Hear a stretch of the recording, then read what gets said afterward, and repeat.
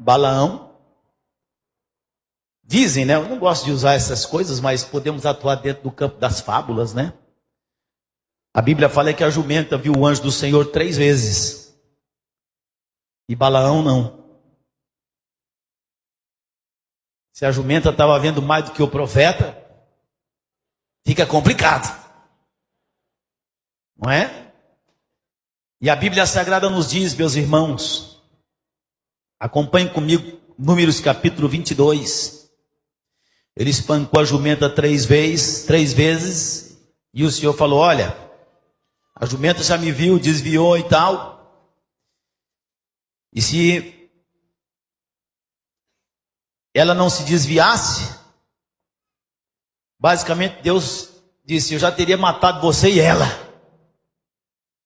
E a Bíblia Sagrada nos diz que a indignação de Deus era grande contra Balaão. E ele, percebendo isso, no versículo 34, capítulo 22, vem a confissão. Disse ao anjo do Senhor, quando a Bíblia fala o anjo do Senhor, está dizendo o próprio Deus: pequei, eu pequei. Eu não sabia que o Senhor é que estava se opondo contra mim. Se o que eu estou fazendo é ruim, então eu vou voltar, mas não voltou. Que tipo de confissão é essa? Trouxe algum tipo de paz? Não, é a confissão do hipócrita. Eu pequei, quer que eu volte? Primeiro, Deus falou não, ele insistiu. Segundo, se quer que eu volte, não voltou. E terceiro, pelo que a Bíblia Sagrada fala, meus irmãos, porque a Bíblia Sagrada nos fala que Balaão não conseguia amaldiçoar o povo de Deus. Mas a Bíblia Sagrada nos fala que Balaão ensinou Balaque a lançar tropeço diante do povo do Senhor, ensinando o rei a colocar mulheres para praticar prostituição, adultério e idolatria. Porque dessa forma eles já se sentiriam, ou já seriam, pelo próprio Deus, de alguma forma, não diria amaldiçoados, mas seriam corrigidos de uma forma forte. Para vocês terem uma base, meus irmãos, quando o povo saiu do Egito, que fez o que Deus não queria, Deus deixou eles 40 anos lá, não é verdade? Então ele ensinou, e a Bíblia Sagrada fala que Balaão era um homem que, depois de ter ensinado essa idolatria, toda a Bíblia fala, não fala no capítulo não fala em Números, mas a Bíblia fala em Apocalipse. A Bíblia Sagrada nos fala, meus irmãos, que Balaão, ele foi considerado, a palavra que Deus usa, a terminologia que a Bíblia Sagrada usa para se referir a Balaão é tão forte que ela só foi usada para designar o anticristo, o filho da perdição. Confissão que não deu resultado, confissão que não trouxe dinheiro, confissão que levantou contra ele a ira do próprio Deus, confissão hipócrita, não resolveu situação alguma, porque não houve mudança de coração. Foi uma confissão hipócrita e comercial. E muita gente em nossos dias está fazendo a mesma coisa. São centenas de igrejas, pessoas, e tem até igrejas nossas que as pessoas colocam o comercial, colocam a prosperidade antes da salvação. Eu pedi licença, meus irmãos, nem sei se deveria falar isso, mas pedi licença para algumas pessoas para dizer, tive a oportunidade de contemplar uma cena, e não vou especificar exatamente a cena, mas vou dizer a vocês, tudo que vocês têm, tudo que vocês possuem materialmente, que vocês ganharam é de vocês, parabéns, maravilha. Se vocês têm muitos bens, que Deus os abençoe, foram bens bem adquiridos, que Deus os abençoe, mas dessa terra ninguém leva absolutamente nada. Você morre e você fica lá do jeito que você, nada daqui se leva. Observem vocês, meus irmãos, essa confissão comercial, confissão maldita, eu poderia dizer, porque ele teve a oportunidade. É a confissão do hipócrita, não funciona, não traz paz, não traz alegria, não traz segurança, e o pior, ainda traz um certo sentimento de ameaça.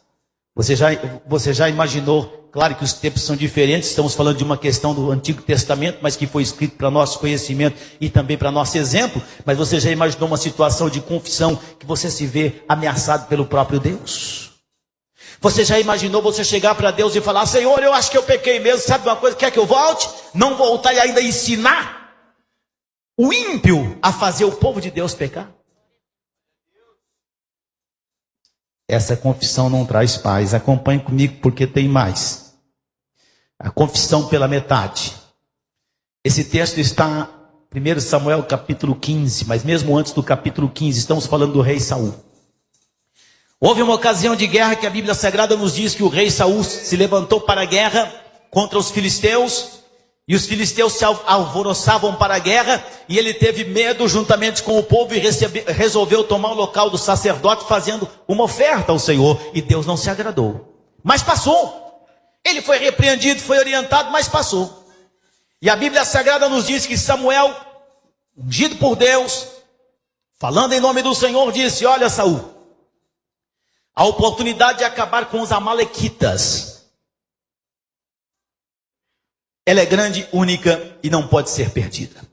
Amalequitas, homens cruéis, que ficavam atrás dos doentes do deserto para exterminados.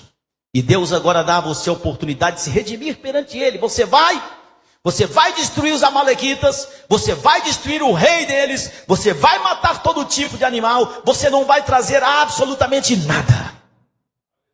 E a Bíblia fala que lá foi Saul, destruiu os amalequitas, mas percebeu que tinham animais bons, principalmente ovelhas.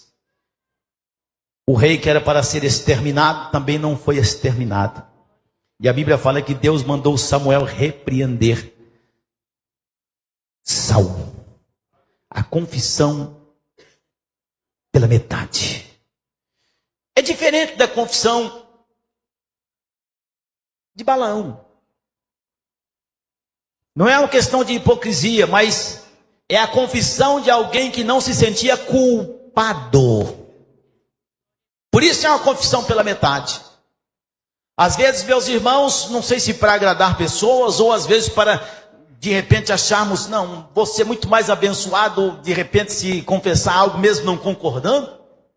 Quantas pessoas fazem coisas que não concordam? Quantas pessoas fazem coisas, mas tem um álibi, tem uma desculpa, de repente, como a desculpa de Saul. Quando Samuel se encontrou com Saul, disse: escuta, Saul, Deus falou para você matar tudo, animais, o rei, tudo. Não, mas eu fiz tudo como Deus mandou, eu fiz. A Bíblia fala, não era para ter destruído todos eles, os pecadores amalequitas. Ele, não, mas eu fiz conforme o Senhor falou. E Samuel foi claro e falou: mas eu estou ouvindo balido de ovelha. E esse barulho que eu estou ouvindo, o que é? E esse rei vivo aí, porque o rei está vivo. E Samuel, ungido por Deus, foi duro. Capítulo 15, versículo 22. Tem porventura o Senhor tanto prazer em holocaustos e sacrifícios, como que em que se obedeça a palavra do Senhor? Porque começaram as desculpas: ovelhas, a gente faz um sacrifício. Eis que obedecer é melhor do que o sacrificar, e o atender melhor do que a gordura de carneiros. Foi pesada essa palavra, porque a rebelião é como o pecado de feitiçaria. Quando Deus manda fazer, é para fazer. E o porfiar é como iniquidade e idolatria. Porquanto tu rejeitaste a palavra do Senhor, Ele também te rejeitou a ti, para que não sejas rei. Aí vem a confissão de Saul: pequei, eu pequei. Meus irmãos, quando Deus está falando, Deus está falando. Nós podemos, por exemplo, eu posso, acho que vocês podem, todos nós podemos, não é questão de dúvida, mas nós podemos conferir, nós podemos buscar para saber se é exatamente isso que o Senhor está falando. Mas o que nós não podemos fazer é encontrar uma desculpa para irmos na contramão da palavra de Deus e depois usarmos essa desculpa como um álibi pelos pecados que nós estamos cometendo, ou que nós cometemos indo contra a palavra que nós já temos ouvido, contra a orientação que nós já temos ouvido. Porque se depois confessarmos, não diria hoje que Deus diria para você assim: não, então você já não vai mais. Não diria, mas as consequências dos nossos erros nos fazem sofrer e nos trazem dor e arrancam de nós a paz e colocam sobre nós o peso da culpa. Quanta gente sem paz.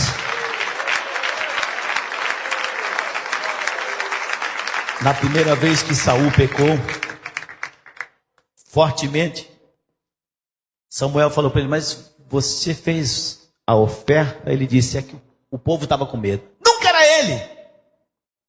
E agora aqui, meus irmãos, ele fala, olha, versículo 24, Samuel, eu pequei sim.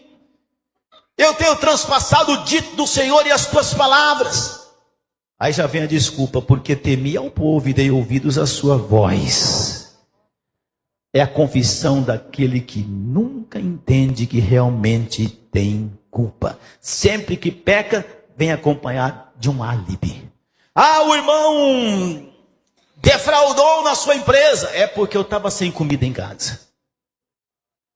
Ah, o irmão mentiu. É porque eu precisava mentir, que se eu não mentisse eu ia perder a oportunidade. Ah, porque o irmão deu um falso testemunho. É porque se eu não desse o falso testemunho não seria separado a diácono. Ah, mas o irmão enfiou a mão na salva da igreja. Mas é porque tinham pobres e necessitados na igreja. Sempre, sempre, sempre ele tem um álibi. Sempre, sempre, sempre tem uma desculpa para tentar justificar a sua atitude malfadada, pecaminosa na contramão da palavra de Deus. Nunca se sente culpado. Essa é a confissão do coração que só confessa pela metade. Teve paz? Acabou o sofrimento de Saul? Não. Trouxe paz? Não. Trouxe morte. Era para acabar com o adversário, não acabou. E ele acabou morrendo. Presumidamente se diz que um desses que escapou acabou matando Saul numa guerra quando sentiu câimbras e não pôde mais lutar. Isso não é de hoje não, meus irmãos. Adão e Eva, quando pecaram, a culpa é da serpente. Confessamos o nosso erro, mas a culpa é da serpente. Eu quero que você coloque, é claro que estou falando, não necessariamente para você colocar, mas coloque a mão na sua consciência em nome de Jesus. Quer ser feliz, quer ter paz, assuma a responsabilidade dos seus atos e confessa a Deus de todo o seu coração, para que você possa praticar a confissão da paz. A confissão da paz. Se nós olharmos, meus irmãos, a Bíblia fala que Moisés subiu a montanha, falava com Deus no Sinai e ficou algum tempo ali. A Bíblia fala no capítulo 32 de Êxodo, que quando Moisés desceu, tinha um bezerro, e ele perguntou para Arão, Arão, e essas pessoas praticando todo tipo de idolatria, e essas pessoas praticando todo tipo de erro, e esse bezerro de ouro? Arão disse, o bezerro de ouro está aí, é que nós pegamos um monte de ouro aí, jogamos num tacho, saiu esse bezerro aí. Tem desculpa mais esfarrapada do que essa? As pessoas, para se isentarem de sua responsabilidade, são capazes, meus irmãos, de falar coisas que nós não conseguimos acreditar. Aí, irmão, como é que aconteceu? O irmão espancou a sua esposa? Não, é que eu escorreguei e consegui, enquanto estava caindo, acertar 37 tapas no rosto da minha esposa e 2 socos no olho, mas foi que eu escorreguei.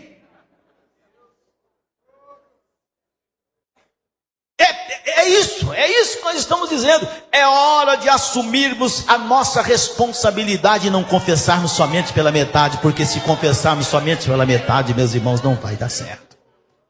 Não vai dar certo. Você vai continuar com medo. Você vai continuar com medo de ir para o inferno. Que tem de crente com medo de ir para o inferno é brincadeira. Crente com medo de ir para o inferno, sem nenhum tipo de paz. Ao primeiro sinal de que alguma coisa não está bem em seu corpo físico, entram em desespero completo, porque não tem a paz, não tem a segurança, não tem a esperança, que todo crente tem por obrigação de ter. Se Jesus vive no seu coração, não é possível que você viva essa vida de opressão que você está vivendo. Você precisa fazer a confissão da paz.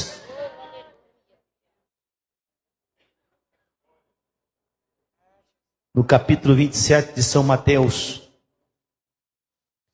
nós temos a confissão do assombro.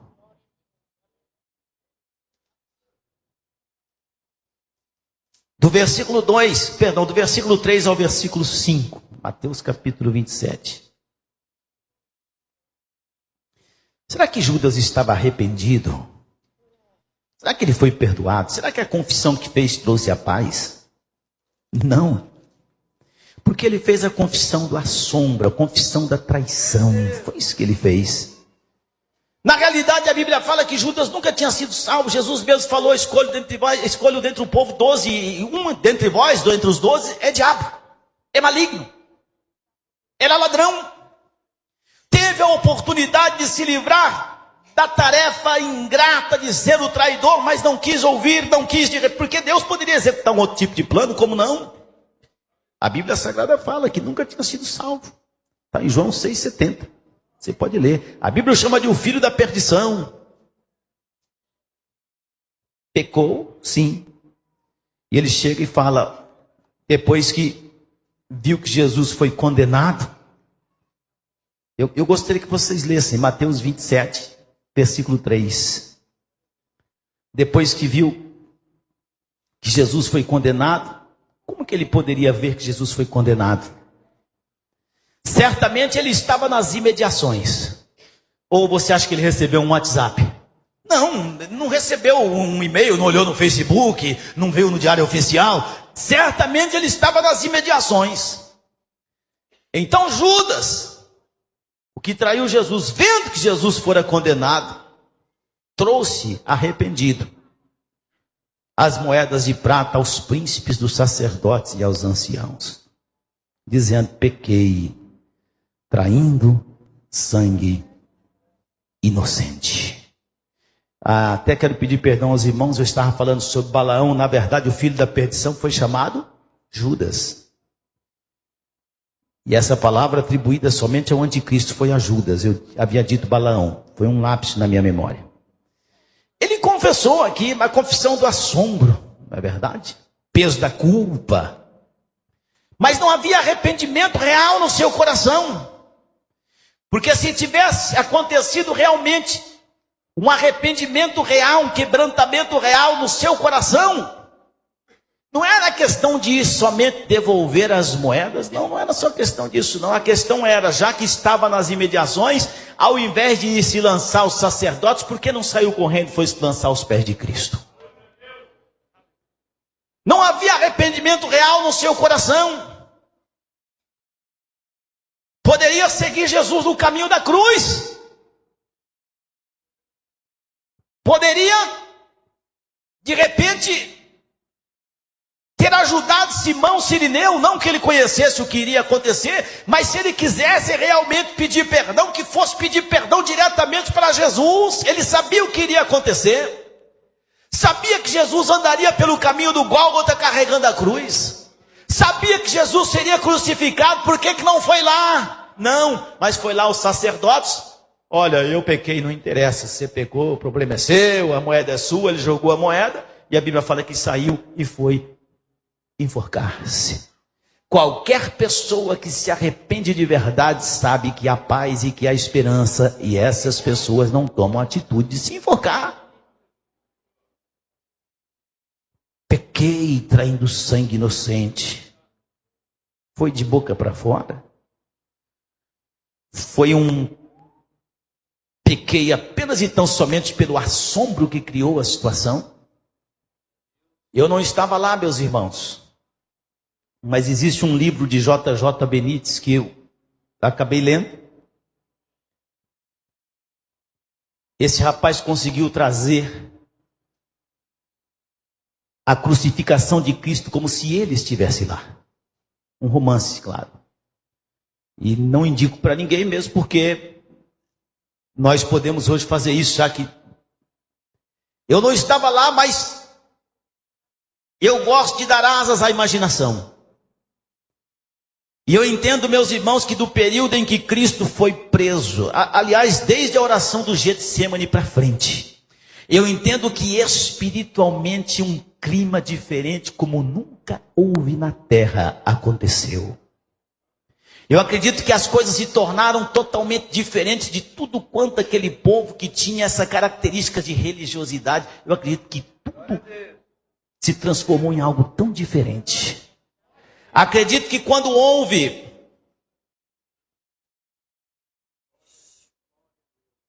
o julgamento, acredito que quando houve a condenação, Acredito que quando houve a sentença, o clima era um clima,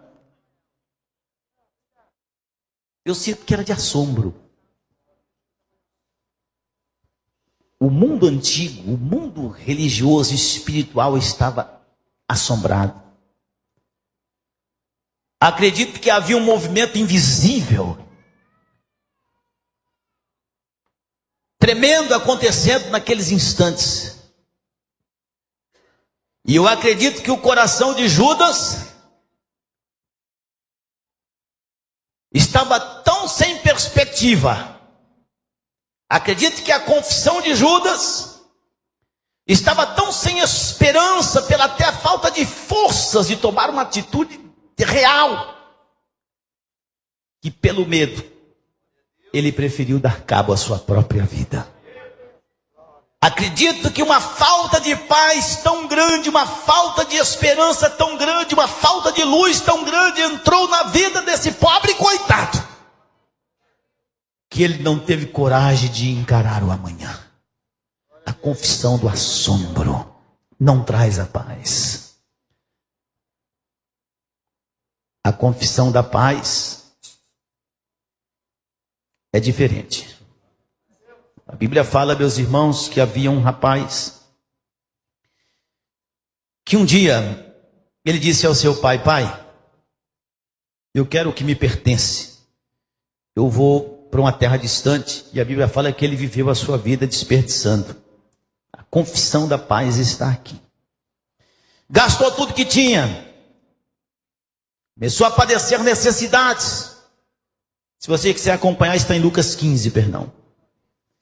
E a Bíblia Sagrada nos diz que veio fome. E ele desejava comer até mesmo da comida dos porcos e ninguém dava mínima atenção a ele. E ele um dia chegou à conclusão que a situação que ele vivia era uma situação calamitosa e que precisava realmente fazer uma confissão que mudasse a sua vida. No capítulo 15, versículo 18 de São Lucas, a Bíblia fala que ele disse: levantar-me-ei e irei ter com o meu pai e dir-lhe-ei: pai, pequei contra o céu e perante ti. Eu não sou digno mais de ser chamado seu filho, faz-me como um dos seus funcionários.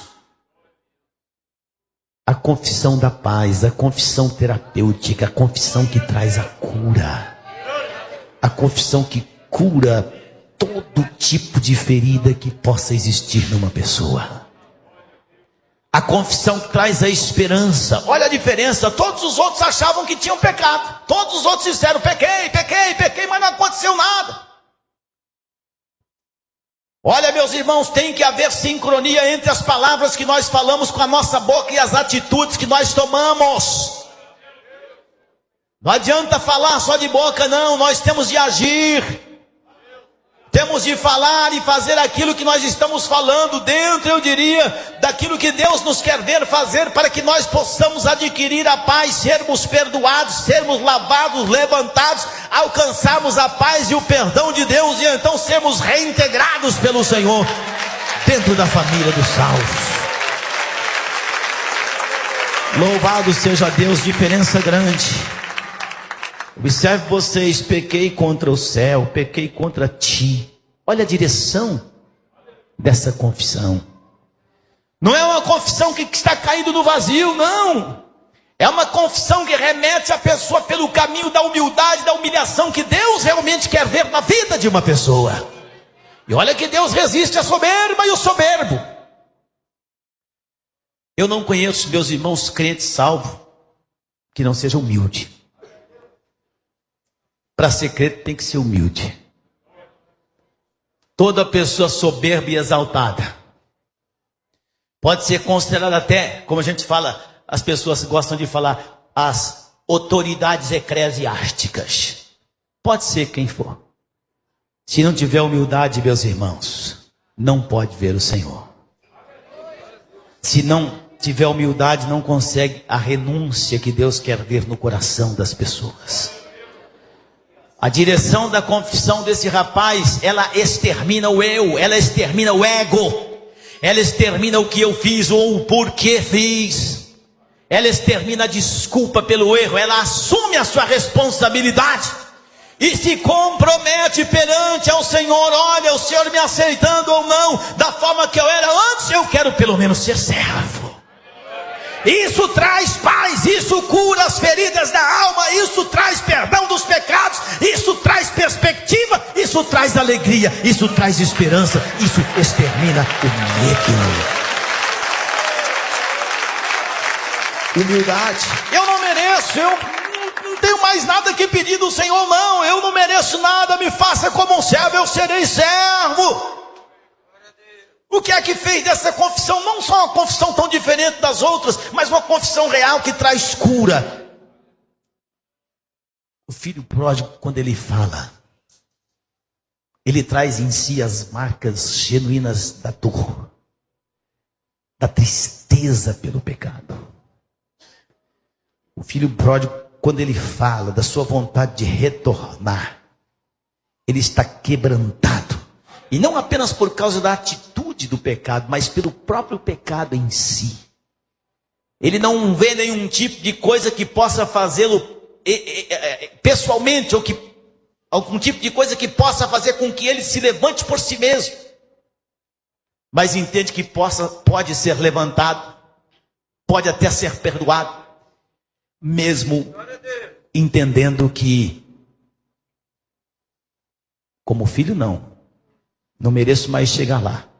Como servo, quebrantamento, humildade completa, comprometimento em abandonar o pecado e servir. A Bíblia Sagrada nos diz, meus irmãos, que quem encobre os seus pecados, basicamente traz para si maldição. Esse não prosperará. Mas a Bíblia fala que aquele que confessa e deixa os seus pecados, esse alcança a misericórdia. Esse alcança a paz. É a confissão que traz a paz. É a confissão da paz. Nós não vemos aqui, meus irmãos, uma pessoa que é evidente que existia uma circunstância, como a circunstância de Faraó. A circunstância era totalmente negativa, o país entrou em crise, estava passando necessidade, mas ele tinha o desejo de servir, de voltar, entendeu que havia cometido um gravíssimo erro, entendeu que poderia voltar para o pai, mas não abusar mais, eu diria, das prerrogativas de filho, colocando-se então no lugar de um servo, e Deus falou: servo não. O pai falou: servo não. Esse meu filho aqui estava perdido. Esse meu filho aqui estava com medo. Esse meu filho aqui não tinha nada de paz. Esse meu filho aqui estava abandonado à própria sorte e iria morrer. Mas foi resgatado. Foi resgatado. Estava morto e reviveu. Estava perdido e foi achado. É a confissão da paz. É a confissão da paz.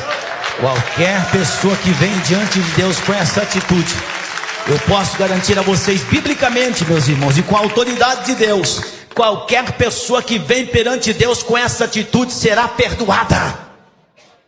Qualquer pessoa que não fica buscando um álibi, uma justificativa para os seus erros e está assim de gente. Eu fiz isso porque o fulano fez aquilo. Eu fiz aquilo porque o mengano fez não sei o que lá.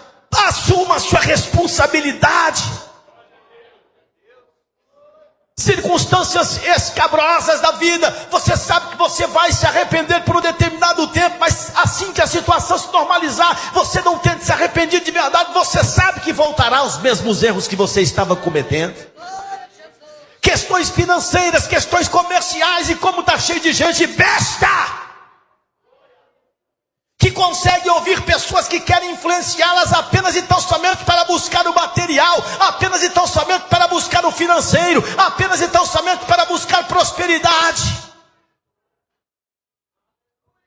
E não há um arrependimento verdadeiro. Discute-se as questões do pecado, trazendo o pecado para as questões subjetivas. Discute-se a questão da santidade e das ordens de Deus. Sem se falar que em alguns casos chegam a secundarizar o que Deus fala, dando mais atenção ao pastor que deixou de ser pastor, mas passou a ser um incentivador da galera, passou a ser um pregador de mensagens apenas e tão somente motivacionais. Não tem doutrina, não tem santidade, não tem arrependimento, não tem confissão, não tem coração entristecido pelo pecado, não tem coração sentindo a dor do pecado, não. E enquanto isso existir, você pode vir à igreja, você pode participar dos cultos, mas você vai viver com medo.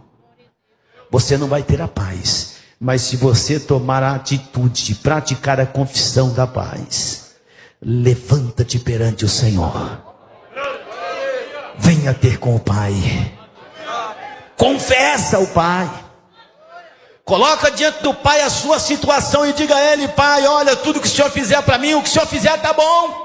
Você vai ver que Deus vai pegar você, vai abraçar você, vai perdoar você, vai arrancar de você esse medo, vai arrancar de você todos os seus pecados, lavar você na palavra, purificar no sangue, escrever o seu nome no livro da vida, e você vai ter a paz que você precisa para uma vida tranquila, uma vida abençoada na presença de Deus. A certeza de que nós vamos morar no céu nos traz a paz, a incerteza nos traz o medo. A incerteza nos traz o peso, a incerteza nos faz sermos temerosos. E me perdoe a expressão, meus irmãos, existem tantas situações que não é só questão de dar pena, não. Existem situações que são situações humilhantes, e as pessoas não percebem a extensão dessa humilhação que vivem para o adversário e não para Deus. Eu teria vergonha de estar com medo de Deus. Eu estou com tanto medo de Deus pelas coisas ruins que estão acontecendo. Senhor, também eu confesso que eu peguei, voltou ao normal. Voltou ao pecado de novo. Tá bom, Senhor, não devo. Vou perguntar de novo: Senhor, não devo mesmo, Senhor? Situação de balão.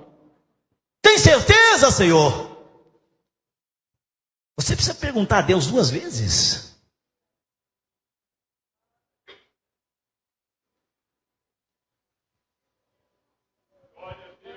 E a situação de Saul? Só para resumir, para encerrar. Nós inventamos desculpas, meus irmãos. Não são só vocês, não. Nós todos. Quantas vezes eu já me justifiquei para mim mesmo? Às vezes eu não tenho nem coragem de falar com Deus, né? Senhor, não. Às vezes eu fico para mim mesmo. Não, sabe uma coisa? Não foi bom aquilo lá que eu falei, mas também ele tinha me falado aquilo. Então acho que tá. Eu fico. Nós fazemos isso. E não é isso que Deus quer. Se estamos confessando algo ao Senhor, que seja por inteiro, sem álibis. E se temos de confessar a Deus na situação, meus irmãos, da confissão do assombro, que seja para Deus. Na diretoria, às vezes acontecem casos de pessoas que querem, tipo assim, voltar aos tempos da confissão dos confessionários. Insistem em falar para o irmão esse, o irmão aquele, às vezes comigo. Não, quero falar com o irmão. Às vezes querem falar, na verdade, querem fazer, de repente, algum tipo de coisa que nós possamos dizer a elas: não, está absolvido, vai orar 55 Pai Nosso, e em alguns casos, não é? Fala com Deus. Fala com Deus. Fala com Deus. Deus quer ouvir você. Agora, quer ter paz? Que a gente manda lenha no filho pródigo, na verdade, manda lenha no filho pródigo. Porque o filho pródigo foi realmente um filho meio ruim mesmo, até a situação, não é? Quem sabe se ele tivesse prosperado não teria acontecido nada disso aqui. E por isso, meus irmãos, eu tenho muito receio de ficar só, não é? A gente tem que falar realmente que a gente pode ter tudo que Deus nos dá. E eu acredito que Deus dá a você tudo quanto Deus quer dar, e Deus tem do bom e do melhor, e você não consegue pedir tudo quanto Deus tem para te dar. Em outras palavras, estou dizendo a você que Deus prospera você, Deus abençoa você, de forma legítima, sem negociata, sem mentira. Deus abençoa você, não é? É maravilhoso ver Deus abençoar o seu povo. Mas é preciso tomar muito cuidado para não se colocar ênfase demasiada nessa questão. Porque se o filho pródigo tivesse prosperado, será que ele teria voltado para o pai? Não estou dizendo que pessoas que prosperam, entendam bem, essas pessoas estão totalmente perdidas e ausentes de Deus. Não estou dizendo isso. Mas eu posso afirmar a vocês, meus irmãos, com certeza que onde existe muita abundância, às vezes, que é muito mais difícil para se buscar a Deus. Ah, isso é. Hoje nós conversávamos na diretoria a respeito do investimento missionário, a respeito do investimento da obra de Deus no evangelismo, e concluímos que devemos atacar de forma missionária, é claro, não atacar com arco e flecha, não, claro que não. Atacar de forma missionária e evangelística países pobres, países da África, países das Américas que são bem pobres, porque as pessoas são mais receptivas. E por que são mais receptivas? Porque têm necessidades. Temos a sensação que países ricos, países de primeiro mundo, as pessoas desdenham a palavra de Deus, as pessoas não gostam da palavra de Deus, as pessoas não entendem precisar da palavra de Deus, porque os seus bens materiais parecem preencher a sua vida como um todo. Se o filho pródigo tivesse prosperado, eu não sei não se ele teria voltado. Não sei não. Mas o que importa é que ele não prosperou nesse caso. O que importa é que ele disse: não, eu não posso continuar nessa vida não. Não tenho mais nada. Não tenho mais nada. A gente fala comida de porco hoje, a gente pensa em ração e tal. Naquele tempo eu não sei não se era ração, viu? Bolotas. Eu tinha vontade de comer. Os empregados do meu pai têm pão à vontade e eu aqui passando fome. Quer saber de uma coisa? Errei. Pequei. Vou voltar e dizer: olha, pai, pequei contra o Senhor, contra o céu. Não sou digno de ser chamado de filho, não. Me faz como um funcionário. Essa confissão trouxe a esse rapaz a paz. Trouxe a esse rapaz a restauração. Trouxe a esse rapaz a vida. Esse coração quebrantado era um coração que estava dizendo: eu nunca mais vou fazer isso, pai. Eu estou arrependido. A minha vida não vai ser nunca mais assim. Eu estou arrependido. Faça isso. De todo o seu coração confessa. De todo o seu coração entenda tudo o que faz parte do confessa. Abandonar, servir a Deus, ouvir o que Deus fala, voltar para o Pai com humildade. E você vai ver a alegria que vai se instalar no seu coração. Você não vai precisar de piada para se sentir alegre momentaneamente, não. Você vai ser uma pessoa feliz sempre. Você vai ver a paz que vai se instalar dentro da sua vida, porque você não será como os demais que não têm esperança. Não, você será diferenciado. Você sabe que tem um lugar para você garantido na glória do Senhor. Você sabe que o dia que o seu corpo cair na sepultura será uma alma recolhida aos portais celestiais. Você sabe que onde pisarem os seus pés, Deus estará contigo. Você sabe que não vai faltar a você coisa alguma. Você sabe que vai passar luta, mas Deus vai estar contigo no meio da sua luta. Você nunca mais sentirá o peso da culpa. Você nunca mais sentirá o peso das acusações do maligno. Porque a paz da confissão, que é a verdadeira, ela está em você. Deus está em você. E a paz de Deus foi instalada. Essa é a paz que Jesus diz: deixo-vos a paz. A minha paz eu vos dou. Eu não vou lá dou como o mundo a dá. Não tenham medo. Não se atemorizem. É isso que a Bíblia fala. E é isso que você precisa para sair dessa ansiedade, para sair desse medo todo. E que Deus abençoe você grandemente. Confesse. A confissão da paz terapêutica, curadora, que limpa, que traz a você a esperança que você